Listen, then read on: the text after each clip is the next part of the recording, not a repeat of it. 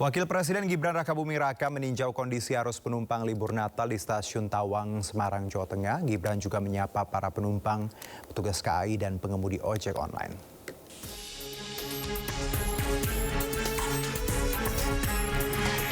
Wakil Presiden Gibran Rakabuming Raka bersama Wakil Gubernur Jawa Tengah Taci Yassin Maimun meninjau kondisi arus penumpang di Stasiun Tawang, Semarang pada musim libur Natal. Gibran memastikan kelancaran arus penumpang dan kondisi stasiun benar-benar nyaman untuk melayani penumpang. Gibran juga menyapa para penumpang dan petugas KAI di peron stasiun.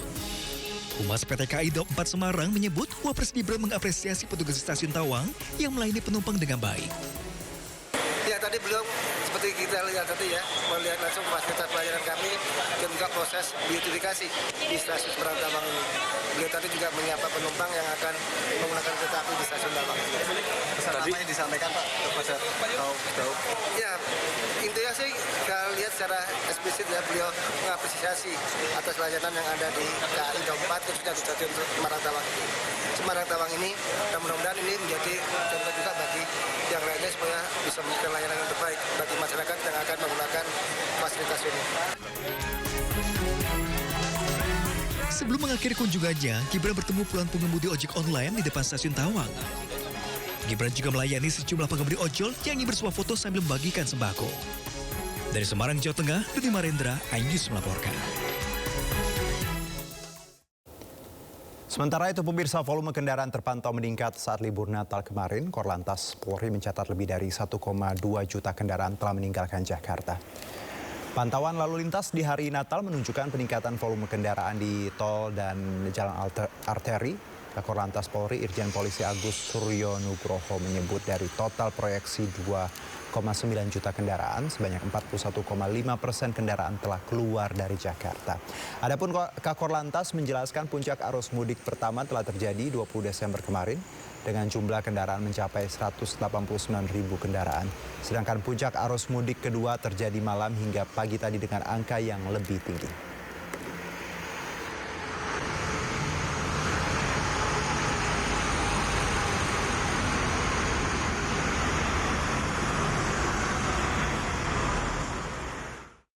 Selain Ragunan, libur Natal dan Tahun Baru juga dimanfaatkan oleh ribuan masyarakat untuk berkunjung ke Taman Mini Indonesia Indah.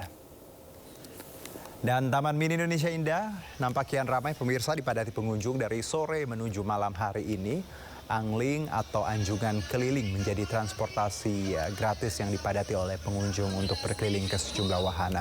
Salah satu yang ramai adalah Parade Budaya Indonesia dari seluruh anjungan provinsi.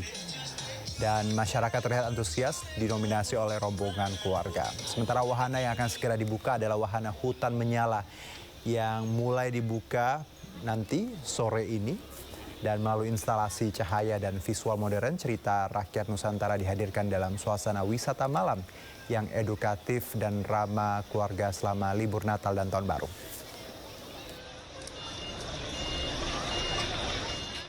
Langsung kita ke TMII, sudah ada rekan Camar Haenda di sana. Camar, silakan. Bagaimana suasana sore di TMII? Ya, Juno dan juga pemirsa, libur Natal dan Tahun Baru jangan hanya berdiam di rumah saja, apalagi bekerja ya Juno ya, karena supaya tidak stres kita butuh refreshing. Ini adalah di Taman Mini Indonesia Indah yang memang menjadi salah satu destinasi favorit masyarakat terutama yang ada di wilayah Jabodetabek. Kalau Juno tadi sempat berbicara tentang angling ataupun juga angkutan keliling, di belakang saya Anda bisa lihat ini adalah antrian dari masyarakat ataupun juga para pengunjung yang sudah hadir sejak pukul 6 pagi tadi sampai dengan sekarang ya. Karena memang di masa libur Natal dan Tahun Baru ini Taman Mini Indonesia Indah setelah direvitalisasi tahun 2023 ini semakin ramai oleh para pengunjung. Nah, mereka ini mendapatkan fasilitas gratis yakni angling ataupun juga angkutan keliling, di mana mereka bisa menunggu 10 sampai dengan 15 menit untuk menggunakan angkutan dan juga bisa berkeliling di sekitar anjungan yang ada di Taman Mini.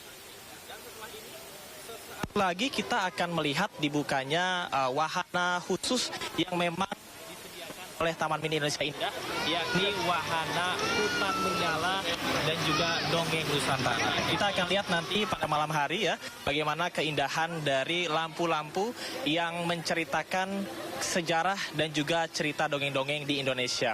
Nah, saat ini Juno dan juga pemirsa bisa dilihat sejumlah masyarakat ini sudah menunggu untuk menuju ke wahana ataupun juga destinasi selanjutnya.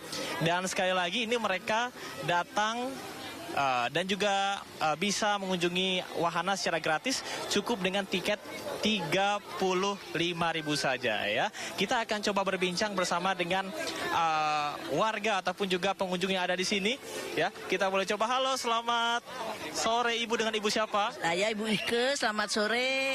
Ibu Ike, sepertinya ini ramai banget nih, datang bersama siapa? Dengan cucu, anak-anak. Anak. Asalnya dari mana? Jakarta? Dari Bandung kita. Dari Bandung. Oh, Sami atuh orang Bandung.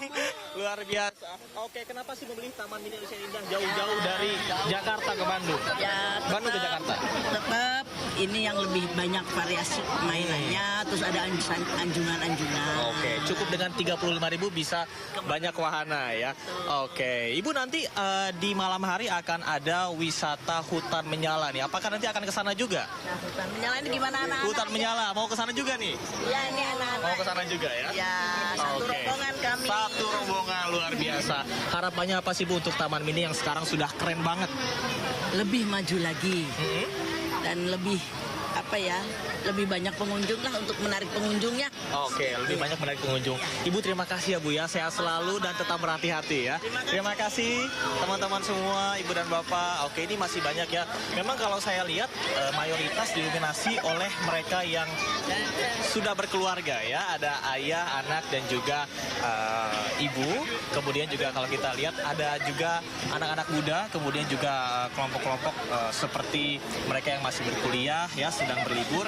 Dan kalau tadi informasi yang kami dapat dari Corporate Secretary dari Taman Mini Indonesia Indah, bahwasanya untuk masa libur Natal dan juga Tahun Baru ini dimulai dari tanggal 14 Desember sampai dengan tanggal 4 Januari 2026. Artinya masih ada waktu sekitar 1 minggu lagi, di mana nantinya masyarakat ini bisa menikmati wahana yang ada di Taman Mini Indonesia Indah. Pasti ini masih penasaran ya dengan hutan menyala yang akan dibuka pada pukul 6 tadi.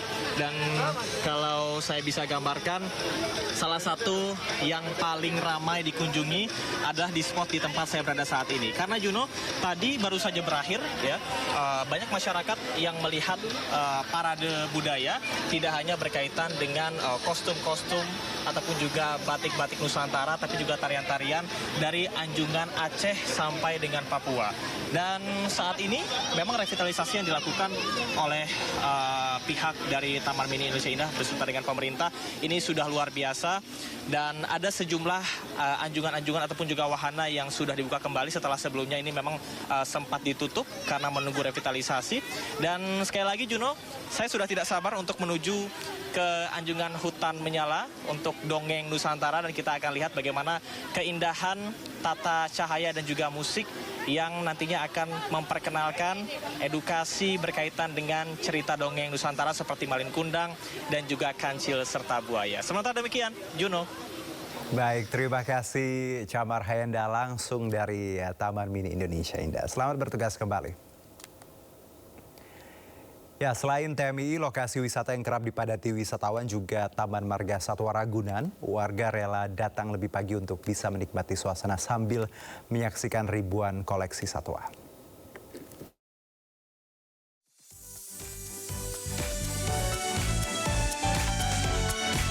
Libur Natal dan Tahun Baru, Taman Marga Satwa Ragunan Jakarta ramai pengunjung. Wisatawan datang sejak pukul 6 pagi untuk sekedar menikmati suasana sambil berjalan-jalan melihat ribuan koleksi satwa yang ada di Ragunan, Jakarta. Akhir tahun ini jumlah pengunjung meningkat hingga 3 kali lipat dibandingkan hari libur saat akhir pekan. Yang biasanya hanya 15.000 pengunjung, kemarin meningkat hingga lebih dari 50.000 pengunjung. Buat mengedukasi anak-anak, memperkenalkan mereka binatang-binatang seperti itu karena liburan sekolah. Terus tempat wisata yang paling murah sih di Ragunan ini. jerapah sih, sama gajah. Anak-anak paling suka sama hewan itu, terus sama kapibara karena ada kartunnya kan. Ya nggak ada bosennya, karena kan ini wisatanya juga banyak hewan. Kita lebih tahu tentang hewan-hewan yang ada di sini juga kan. Terus juga di sini bukan cuma hewan-hewan aja kan. Terus banyak banget makanan yang bisa kita cobain. Udah sih itu aja. Untuk mengantisipasi terjadi kepadatan, pihak pengelola telah menambah 10 kantong parkir dan ratusan petugas untuk bersiaga menyambut datangnya wisatawan. Dari Jakarta, Anissa Rizkia, Jamie Yasin, Rizky Julianto Anyus melaporkan. Sebagai sentra kuliner kekinian, Blok M menawarkan berbagai macam kuliner dengan cita rasa lezat dan harga yang terjangkau untuk kaula muda. Khususnya di libur Nataru ini, Blok M semakin ramai oleh pengunjung. Libur Nataru dinikmati oleh berbagai orang dengan berkunjung ke berbagai kota bersama kerabat. Tapi tidak hanya berlibur keluar kota, libur Nataru juga bisa dinikmati di dalam kota, yaitu di Blok M, Jakarta Selatan. Terlihat antrian sudah memadati beberapa toko yang ada di Blok M, seperti toko yang menjual roti dan juga kue. Berbagai pilihan kuliner dengan cita rasa lezat dan harga terjangkau, Blok M menjadi pilihan warga untuk berlibur.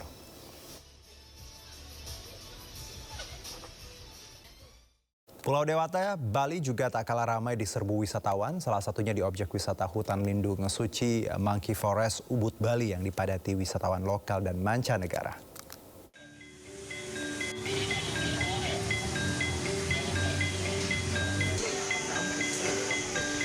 Suasana libur panjang di kawasan pariwisata Ubud, Kabupaten Gianyar, Bali, ramai oleh wisatawan domestik maupun mancanegara. Seperti di objek wisata Mandala Suci Wenarawana, Monkey Forest Ubud. Ratusan wisatawan memadati destinasi wisata konservasi hutan desa yang dihuni ratusan monyet ekor panjang ini. Selama libur panjang, kunjungan wisatawan ke Monkey Forest Ubud mengalami peningkatan signifikan. Rata-rata setiap harinya, objek wisata ini dikunjungi 2.000 wisatawan. Ragam aktivitas dapat dilakukan hingga yang terbaru yaitu Monkey Moment, di mana wisatawan dapat bersuah foto langsung dengan satwa secara aman di bawah pengawasan petugas. Di tahun ini kami launching adanya bagaimana tamu bisa berinteraksi dengan monyet dengan aman. Jadi kita sebutnya Monkey Moment, yang cukup viral itu ada monkey selfie. Jadi tamu bisa berfoto dengan monyet, bisa mangku monyet, dan nikah dengan supervisi ketat dari tim kami. Kunjungan wisatawan ke objek wisata Monkey Forest Ubud diperkirakan masih akan terus meningkat hingga puncak liburan dan awal bulan Januari 2026 mendatang. Dari Gianyar, Bali, Ketut Catur Kusumaningrat, iNews melaporkan. Destinasi wisata di Kabupaten Gunung Kidul kembali bertambah meriah. Sebuah restoran berkonsep alam dan modern bernama On The Rock hadir di sekitar Pantai Drini.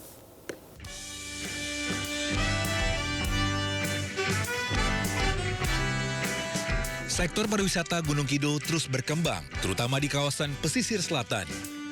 Salah satu destinasi terbaru adalah On The Rock, sebuah restoran yang berlokasi di kawasan Pantai Drini, Kapenawon, Tanjung Sari.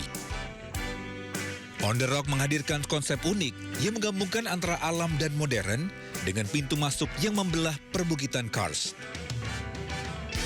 Memasuki kawasan ini, pengunjung diajak menyusuri tangga dan jalur di tengah tebing yang telah dibelah, memberikan pengalaman wisata yang berbeda.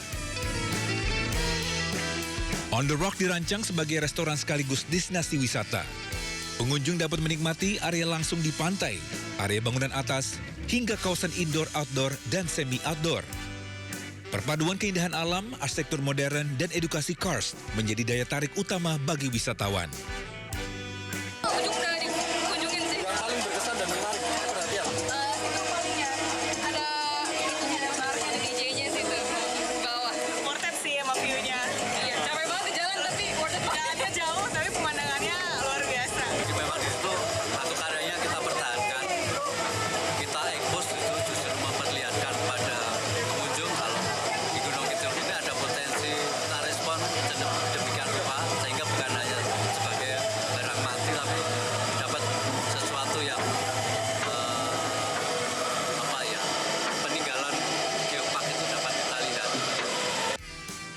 Kehadiran On The Rock diharapkan menjadi destinasi baru unggulan di pesisir selatan Gunung Kidul, sekaligus memberikan dampak positif bagi pengembangan pariwisata dan perekonomian masyarakat lokal. Dari Gunung Kidul, Yogyakarta, Kismaya Wibowo, iNews melaporkan. Prajurit TNI membubarkan aksi pawai pengibaran bendera bintang bulan di kawasan Simpang Kandang, Kecamatan Muara II, Lok Sumawe kemarin.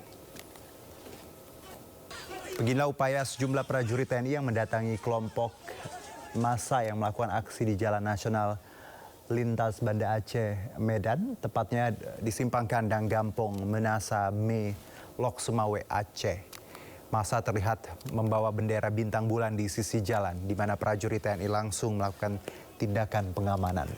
Upaya pembubaran dilakukan dengan tegas oleh pasukan TNI. Aparat TNI mengamankan seorang pria diduga sebagai provokator yang membawa satu pucuk senjata api dan senjata tajam.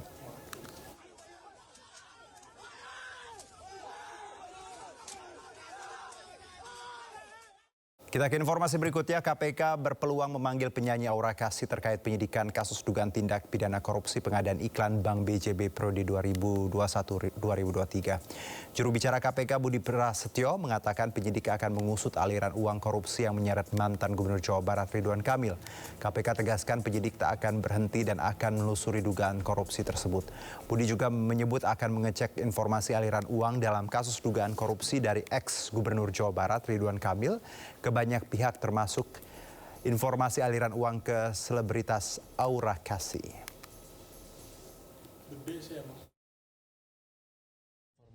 Informasi dari masyarakat seperti ini tentu ini menjadi pengayaan bagi penyidik dan ini penting.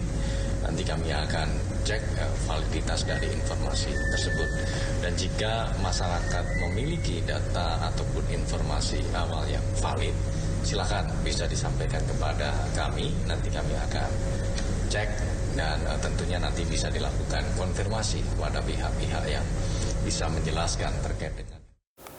Netizen kini dihebohkan lagi dengan kabar seorang model bernama Ayu Aulia mengunggah di akun media sosial pribadinya diduga terlibat sebagai bagian dari tim kreatif Kementerian Pertahanan Republik Indonesia.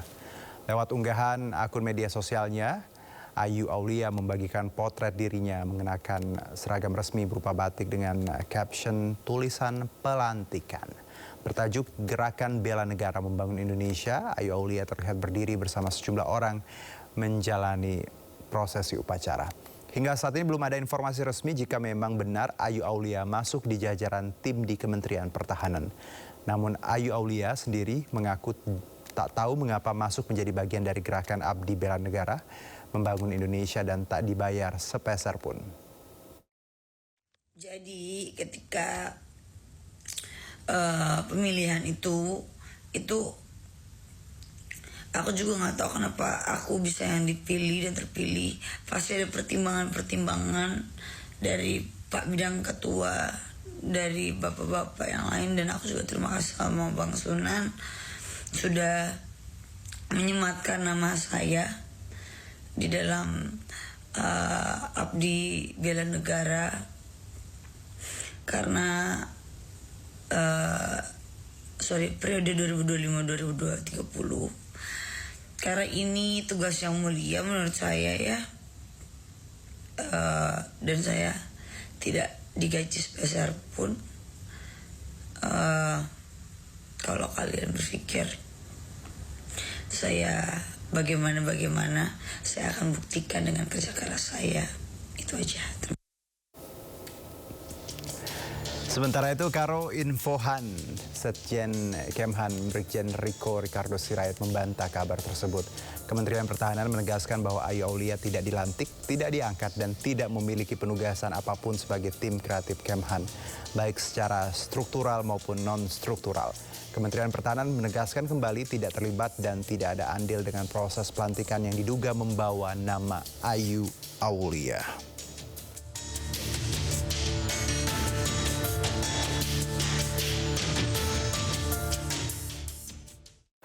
Satuan Tugas Penertiban Kawasan Hutan meminta klarifikasi 27 perusahaan terkait dengan banjir bandang dan longsor yang menerjang Aceh, Sumatera Utara, dan Sumatera Barat.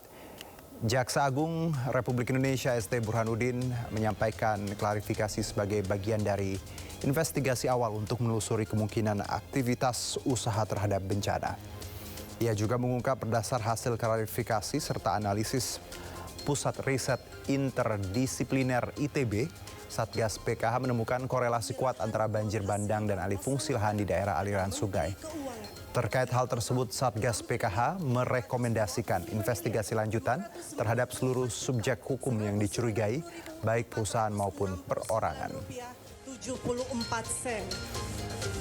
Dengan bencana banjir bandang yang terjadi di wilayah Aceh, Sumatera Utara, dan Sumatera Barat, Satgas PKH telah melakukan identifikasi dengan temuan yakni sejumlah besar entitas korporasi dan perorangan terindikasi kontribusi terhadap bencana bandang, dan Satgas PKH telah melakukan klarifikasi terhadap 27 perusahaan yang tersebar di 3 provinsi tersebut.